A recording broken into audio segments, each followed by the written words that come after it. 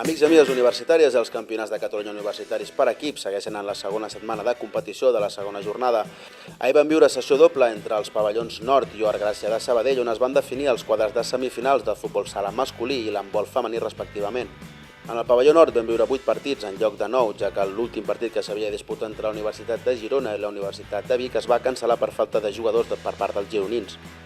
D'aquesta manera, les semifinals, que es disputaran el proper dia 19 de febrer, queden de la següent manera. En la semifinal 1, la Universitat Politècnica de Catalunya, que s'ha classificat com a primer del grup 1 amb 6 punts, s'enfrontarà al millor segon de la segona jornada, la Universitat de Lleida, que amb 5 punts ha acabat segon del grup 3.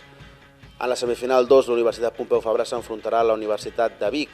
La Universitat Barcelonina ha acabat com a primera del grup 2 amb 9 punts, mentre que la Universitat de la Catalunya Central ha acabat primera del grup 3 amb 7 punts. D'altra banda, al pavelló Art Gràcia de Sabadell vam viure 10 partits, de tal manera que les universitats que conformen un sol grup es van enfrontar a una sola volta. Hem de dir que les posicions capdavanteres de la classificació no s'han alterat des de la primera jornada. D'aquesta manera ja tenim el quadre de semifinals del proper dia 20 de febrer. La Universitat de Barcelona s'ha mantingut com a líder del grup i s'enfrontarà a la quarta classificada, la Universitat Rovira i Virgili. D'altra banda, la Universitat Autònoma de Barcelona s'enfrontarà a la Universitat de Lleida, en quedar segon i tercer respectivament.